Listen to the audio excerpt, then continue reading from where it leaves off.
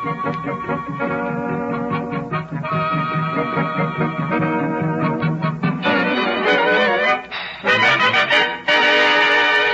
Chesterfield time, pleasure time, the order of the day with radio listeners everywhere. Chesterfield presents George Burns and Gracie Allen, Frank Parker, Ray Noble and his orchestra. All right, Ray? 1, 2.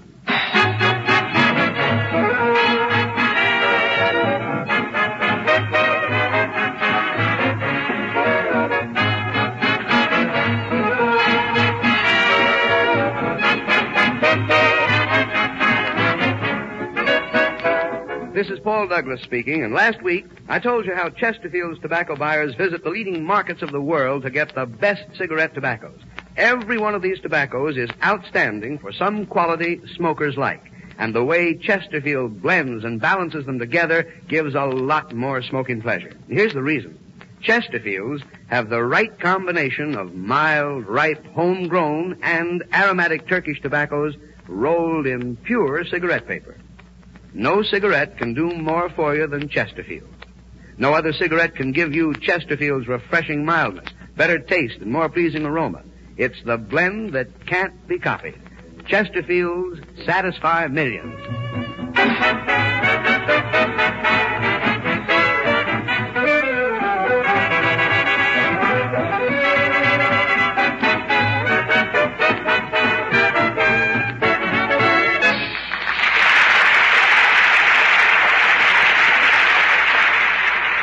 Campers have their weekends under the pine trees. Swimmers have their weekends under beach umbrellas. Astronomers have their weekends under the stars. But George and Gracie have their weekends under their hats. In other words, Chesterfields give you chest two fools, and here they are, George and Gracie.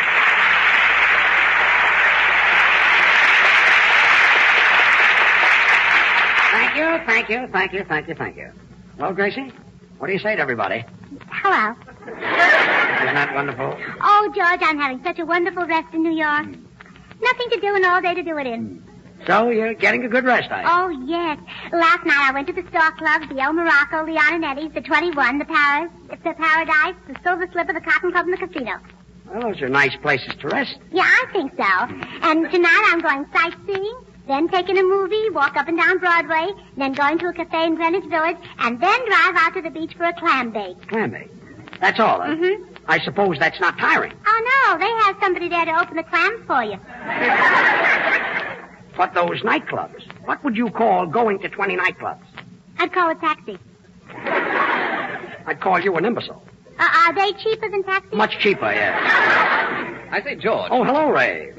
George, I'm still worrying about the type of humor you want from me on this program. I don't want any humor from you, Ray. I can tell the jokes on this program, and I can tell good ones, too. All right, then tell me if this is a good one. I say to you, George, I went duck hunting last week, and I didn't shoot a single duck. And you say, why not? And I say, because I couldn't tell the single ones from the married ones.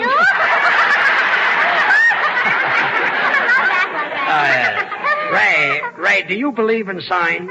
Oh, rather. Well, go find a sign that says exit. All right. Yes. George, isn't Ray clever? Yes, he's brilliant, yes. You know, if he got a nice coat of tan and then crossed his legs behind his head, he'd look like a pretzel. Yes, and if he put on a little weight, he'd look like an old shoelace. Well, aren't we all? Yes. Oh, there's Mr. Douglas. Hello, Mr. Douglas. Hello. Oh, hello, Paul. Hello, George. Mr. Douglas, don't take this personally, but I must tell you about a dream of mine.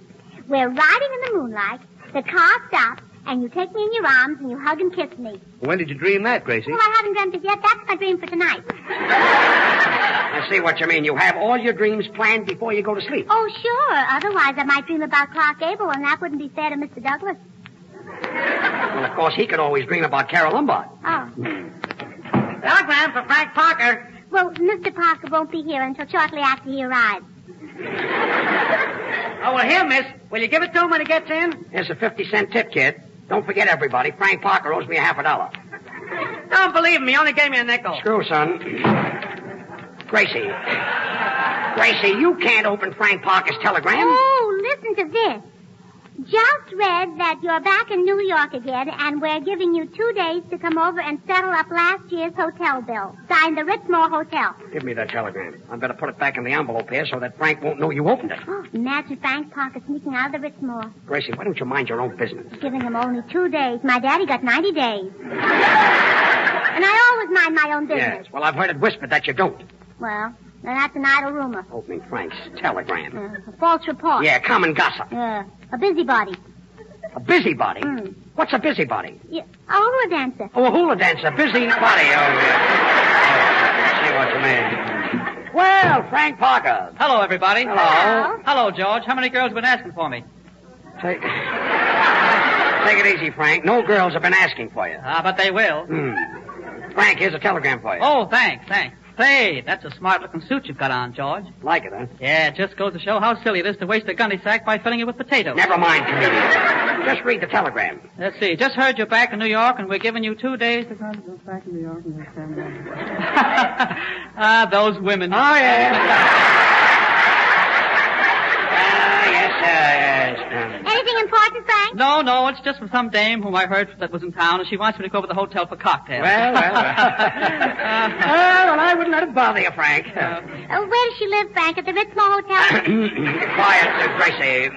I know a man who sneaked out of the Ritzmore Nice Hotel.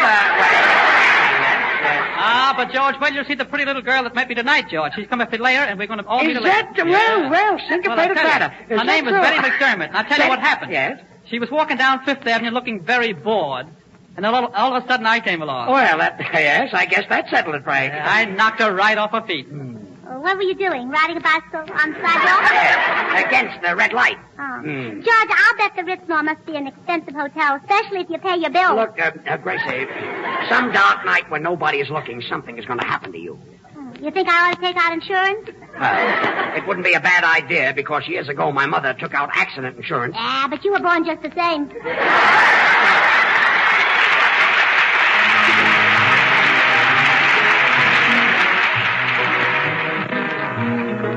You go to my head and you linger like a haunting refrain, and I find you spinning round in my brain like the bubbles in a glass of champagne. You go to my head like a sip of sparkling burgundy brew, and I find the very mention of you like a kicker in a jaloopa-too.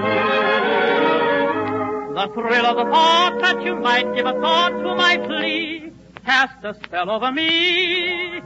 Still I say to myself, get a hold of yourself, can't you see that it never can be?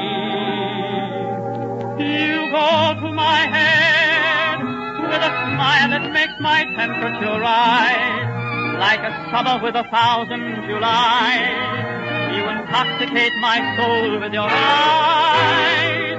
So I'm certain that this heart of mine hasn't a ghost of a chance in this crazy romance. You go to my head. You go to my head. The thrill of the thought that you might give a thought to my plea cast a spell over me. Till I say to myself, get a hold of yourself, can't you see that it never can be? You go to my head with a smile that makes my temperature rise like a summer with 1,000 Julys. You intoxicate my soul with your eyes. So I'm certain that this heart of mine hasn't a ghost of a chance in this crazy romance. You go to my head. You go to my head.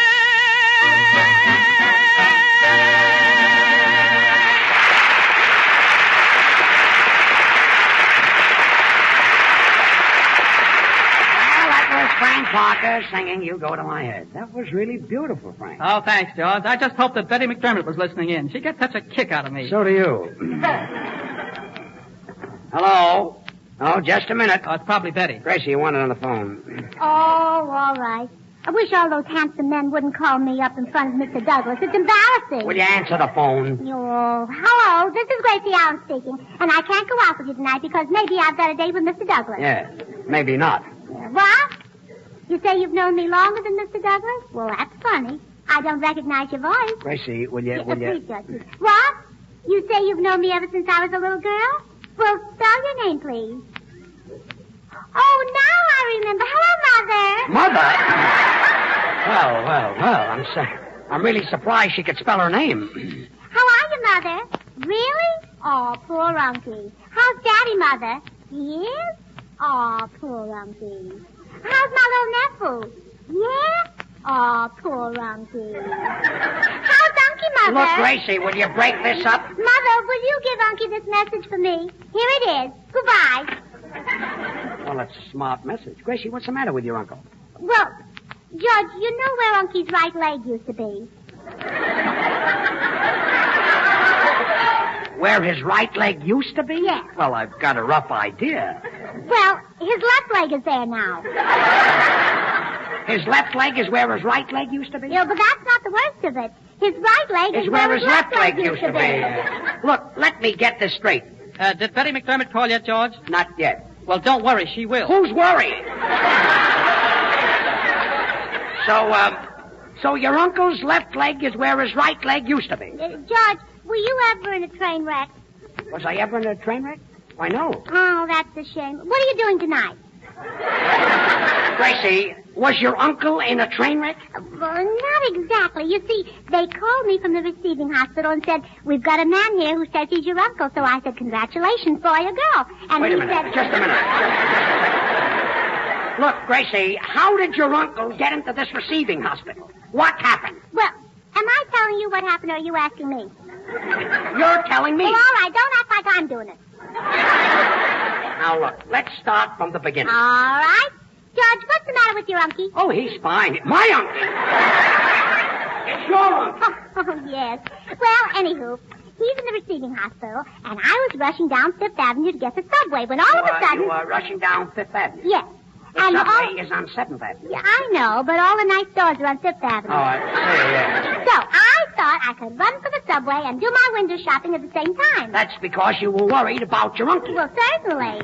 And then I ran into that dress shop that's owned by those people who came over in the Mayflower. The Pilgrims. No, Milgram. Oh, Milgrims, yes, you're right. Yes. And I bought 3 dresses and a suit of hats. Gracie, and... what about your uncle? Oh, Unky doesn't buy his clothes at Milgram's. I guess your uncle gets his clothes in sacks. No, just peanuts. He gets peanuts in sacks. Yeah, in those paper big sacks. Yes. I say, George, old boy, this piece of humor is so funny that every time I tell it, I burst. So I'd better unbutton my vest. Well, all right, Ray. Get started and unbutton your vest. I say, what kind of babies aren't born with bare feet? And you say all babies are born with bare feet, and I say, oh, no, they're not. Baby tigers aren't born with bare feet.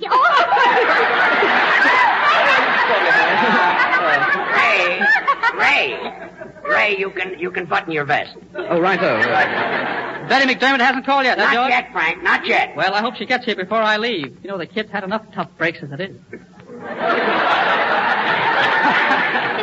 Gracie, your uncle is in the receiving hospital, remember? Oh, yes. So, I finally got to the hospital and my heart was pounding. So I ran... Well, just listen to it. It's still pounding. So Quiet, it's somebody at the door. Come in. Good evening. I'm looking for Miss Gracie Allen. Gracie Allen. Am I a short girl with pretty Look, black hair and baby blue eyes? mister, what can we do for you? Well, I dabble in surrealism. My name is Charles Wentworth Spencer Lawrence, artist, critic, and bohemian. Well, how do? And I'm Flatfoot Fuji with a floy floor. Well, how do? Miss Allen, I've been admiring your surrealistic paintings in the Julian Levy Gallery. Well, who hasn't? Miss Allen, would you mind telling me how you got your inspiration for that painting of yours called The Love Life of an Hors d'oeuvre? The love life of an hors d'oeuvre? Oh, that's the one I painted with my daddy's shaving brush. Well, it looks it. Oh, but I'll never be able to paint another one like that. Why not? Well, on account of my daddy is using an electric razor now.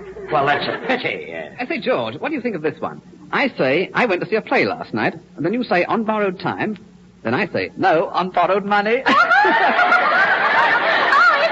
Yes, Ray, you can button your vest again. Oh, rather, yes. Miss Allen, I'm here to invite you to an exhibition next week at the Boston Art Institute. They're hanging one of my paintings. Oh, thank you. And you must come to Alcatraz. They're hanging one of my brothers. Goodbye, Miss Allen. Everything happens to me. Betty McDermott hasn't No, been here not yet, Frank, not yet. Well, anywho, George, my uncle's left leg is where his right leg used to be. And his right leg... Gracie, you know, you remind me of a package of Chesterfield. You mean because I satisfy? No, because you never dry up either. Oh. I don't get it. You don't. Well, get this. I don't want to hear any more about your uncle. Oh, but I do, George. Gracie's aroused my curiosity. Oh, Mr. Douglas, have I really? Well, Paul, you got into this. You get out. Well, what I meant was, how could your uncle have his right leg where his left leg used to be and his left leg where his right leg used to be? Mr. Douglas, did you ever put your pants on backwards?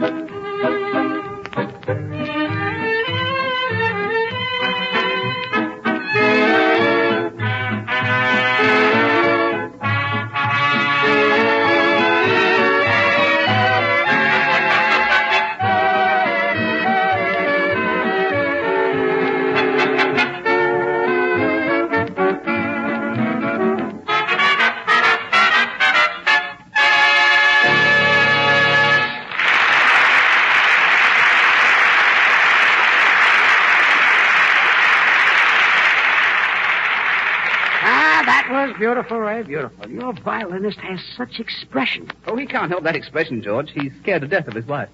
I thought you'd understand. And now Gracie will sing When a Prince of Fella Meets a Cinderella. Sing it, Gracie.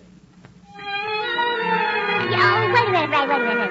George, do you think Mr. Douglas would be interested in a little N-E-K-K-I-N-G? N-E-K-K-I-N-G? That's wrong. I know, but it's lots of fun.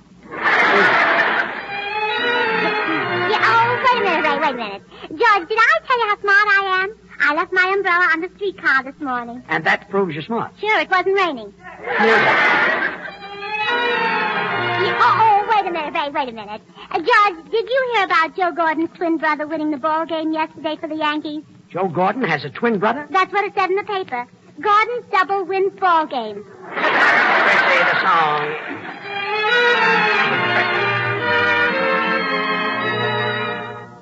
Love will always be in all its glory. Nothing can take that away. Let me cite an old familiar story and show how they do it today. When a prince of a fella meets a Cinderella on a night as bright as this, does he slip her a slipper? No, Not if he can slip her a kiss. When the moonlight is yellow, does the Cinderella tell a fella to be gone? Does she leave him at midnight? No, sir. Not if she can linger till dawn. Arm in arm, they dream while they're dancing to the sound of a trumpet wail. Though it's not the place for romancing, it's a modern fairy tale. When a prince of a fella meets a Cinderella and he whispers, would thou woo? Does she cuddle up closer? Yes, sir. Honey, how's about it with you? Well, good evening, Prince Charming, how do? Imagine meeting you like this. Just thou slip me a slipper, nay, nay. Not if thou can slip me a kiss. Art thou feeling romantic? Dost thy drive you frantic? Oh, wouldst thou like a cigarette? If I don't disappear at midnight, will that get our story upstairs? In my arms I'll dream while we're dancing to the sound of the trumpet wail. Though it's not the place for romancing, it's a modern fairy tale. When a prince of a fella meets a Cinderella and he whispers, would thou woo? Does she cuddle up closer? Hey, nanny, nanny, honey, how's about it with you? Alack-a-day.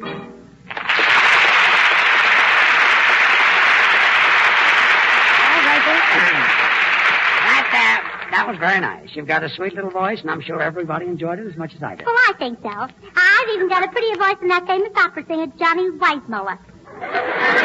Johnny Weissmuller? Yes. He's an opera singer? Well, sure. The paper says he's a great diver.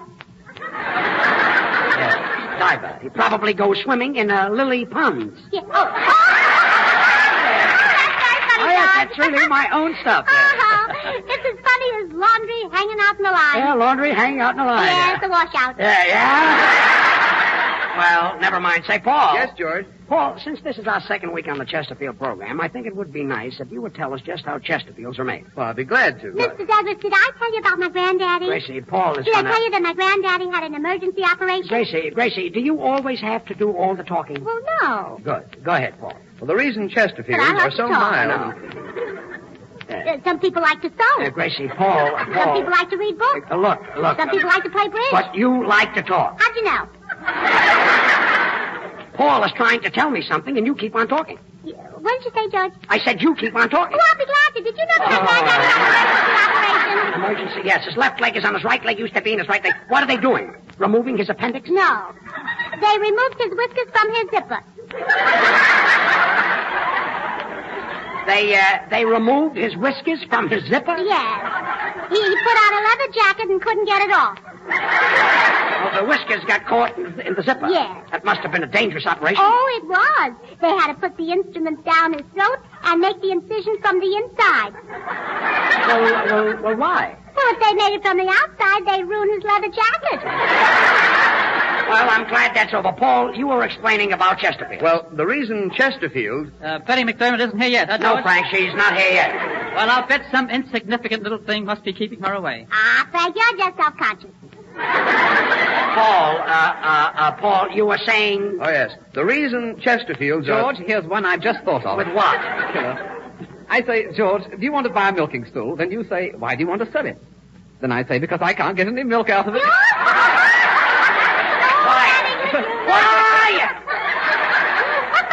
Quiet! Betty McDermott. Quiet! Gracie, this goes for you and everybody else on this program. For 10 minutes, Paul Douglas has been trying to tell me something. And he's going to finish it. And I don't want to hear one sound out of anybody. Oh, you won't hear a sound out of me. Good. I'm all through talking. Good. Go ahead, Paul. As I was saying, the reason Chesterfields... Not a sound out of anybody else. Don't help me. Some people never know when they're through talking. Go ahead, Paul. The reason Chesterfields give smokers more pleasure... Now, after you finish saying something, Gracie, it's so you keep Gracie, on speaking, because Gracie. all people know when you're Look, talking. I'm going to give you a little hint. Shut up. You mean be quiet, huh? Keep your mouth closed. Don't say a word, huh? No. Keep still? Yes.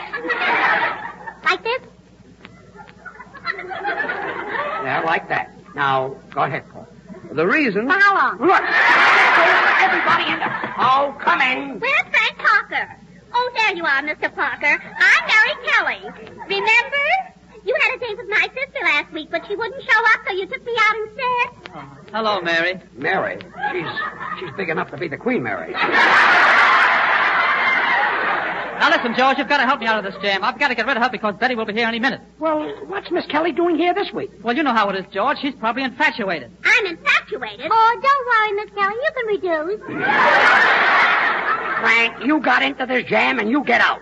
Well, Miss Kelly, I hate to dash your hopes this way, but I didn't ask you to come up here tonight. No, but Betty McDermott did. Betty McDermott? Yes, she sent me to keep her date with you. Well, believe me, she's got some nerve. No, it isn't. She's paying me. Well, that's a nice TL for you, Frank. Frank, if they paid you to go out with Miss Kelly, you'd be living in the fat of the land. Gracie, listen to me. You shouldn't say that. All Miss Kelly needs is just a little exercise. Exercise? What kind of exercise? Just push yourself away from the dining room table 3 times a day. Look, Paul started... Now, just a minute. I came up here to go out with Frank Parker, and I'm getting a headache. Yeah, I know, and he's pretty, too. Frank and his silly dates. Oh, yeah? Well, you can kid me if you want, but I bet the girls on the coast will be glad when I get back to Hollywood. Oh, sure. So will the girls in New York. Now, look, I've had enough of this. I say, George, is this one any better? I don't think so, Ray. Well, then how about this one? I say, did you know they have a nightclub in New York for little babies? Then you say, a nightclub for little babies, and I say yes to the Thought Club. Ray, you better hurry or you'll miss them. Oh, righto. Miss Kelly, why don't you have Frank take you to the El Morocco? I don't think we'd be able to get in there. Oh, sure you would, Miss Kelly. All you have to do is turn sideways. Say, Paul, what were you saying about Chesterfield? Well, On second thought, I don't want to go dancing anyway. I just came from a dinner dance, and I'm too danced out. Oh, you are not, Miss Kelly. You're just pleasingly plump.